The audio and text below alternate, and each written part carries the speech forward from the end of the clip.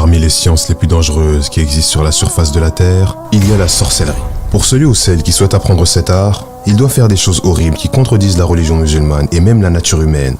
Si quelqu'un tombe dans cet égarement, il n'est alors plus du tout considéré comme un musulman. Cette science qui a été descendue comme épreuve pour les hommes sert à désunir un couple, faire qu'une personne soit possédée ou rendre une personne malade de maladies étranges que la victime aura beaucoup de mal à faire soigner. Cette chose effrayante qu'est la sorcellerie ne peut rien contre une chose. Et dans cette histoire vraie qui s'est passée très récemment, vous aurez les éléments pour vous protéger des ruses de ces charlatans. Le récit qu'on nous rapporte s'est passé en Arabie Saoudite, plus précisément dans la ville de Tabouk. L'Arabie Saoudite, qui est un pays musulman, n'est pas non plus épargnée par les déviances et les égarements, à tel point que les gens ont recours à la magie ou aux magiciens de la même manière qu'ils se rendent chez un boulanger ou chez le médecin.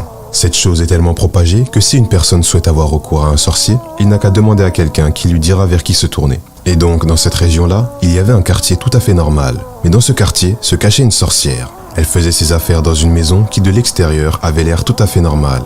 Mais ceux qui l'ont attrapée après plusieurs plaintes et suspicions ont été totalement choqués en voyant l'intérieur de la maison. Cette maison qui de l'extérieur avait l'air tout à fait normale était encore plus terrible à voir qu'un cimetière. Partout dans cette maison, il y avait des accumulations de saleté et de déchets. Dans des bouteilles et autres récipients, du sang, des ongles, des photos et d'autres écritures étranges gravées sur du papier. Après avoir attrapé cette sorcière, ils ont décidé de l'interroger. Et parmi les choses choquantes qu'a dit la sorcière lors de son interrogatoire, la majorité de ses clients étaient des femmes. Et lorsqu'elle se rendait chez elle pour lui demander un travail, c'était pour toucher des membres de leur propre famille.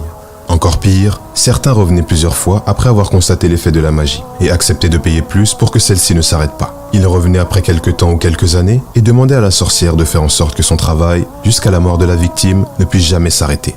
Et en fouillant dans le répertoire de cette sorcière, ils ont vu des noms de docteurs et de professeurs, et même de personnes nobles ou de lignées royales.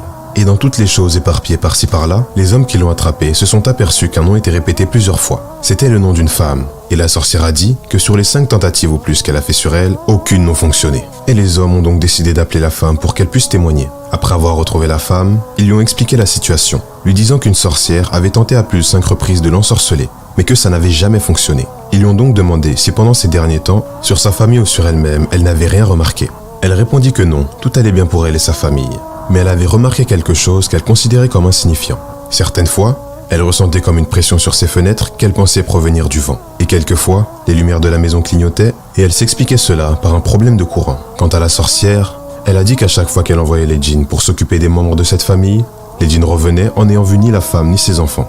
Ce n'est pas seulement cette magicienne qui a dit ceci, mais aussi d'autres sorcières et sorciers, car pour eux aussi, sur certaines personnes, leurs sorts n'ont jamais fonctionné. Mais pourquoi cette femme et sa famille ont été sauvées et sur d'autres personnes, la magie a fonctionné?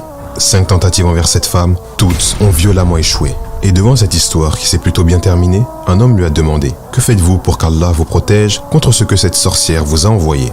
Soyez attentifs à ces actes simples à faire chaque journée, car ces paroles qui ne vous prendront pas plus d'1 heure dans la journée vous protégeront contre les pires des machinations. Pour se protéger, la jeune professeure ne manquait jamais ses invocations du matin et du soir. En plus de nous protéger, ces invocations nous apporteront des montagnes de bonnes actions et nous rapprocheront de celui qui nous a créés et veut nous accorder son infini pardon.